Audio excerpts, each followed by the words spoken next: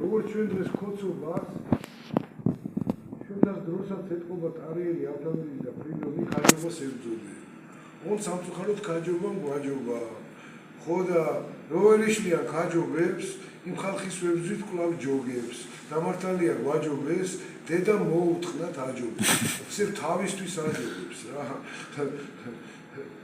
შეუმცირებს ხარჯობებს რა. აი მე ნახე აი ეგეთი რაღაცა დავამთავრე და აი ეგეთი ის არის რა.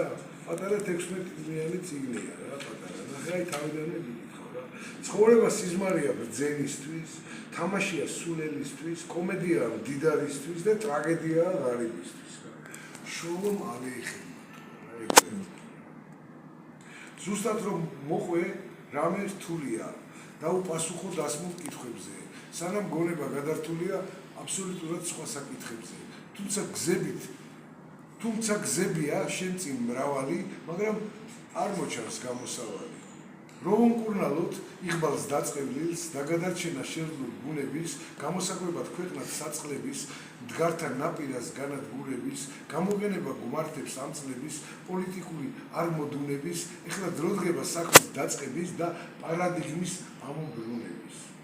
განსხვავებაში გვხდება მსგავსება, კვლავ სხვაობაში გარდამავალი, ადამიანი არის არსება, თავისგან გადანამალი.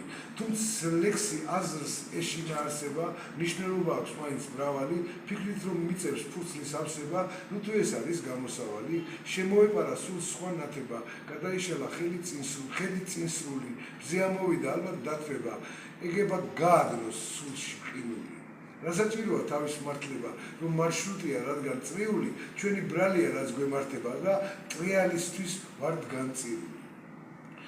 როცა ვხედავ ამდენ ნაწყლებს, ამდენ დაუმობს ღვთიურ დოგმის, მგონია დრო ღმერთიც გაწყლეს, როგორ იტანს ქოც და ბოგის, სამშობლოს ეშველოს რომ ჩვენს, ეს მარაზმიც უნდა მორჩეს. ის რაც გარითმულად ითქმის, ჭეშმარიტებაა თითქმის. თუ კი აზრიც გაირითმა, ამას ქვია კაირითმა. ჭირის არ ჩანს დასასრული, პულს ვერ უსვავ ხალხი კარაქს, მხოლოდ 1%-ს აქვს ფული და 99-ს არ აქვს. საგიჟეთი არის სრული, მუსლი გავლებია ქალაქს, ვიღას ედარდება სული, თავი ძლივ-ძლივობით გააქვს.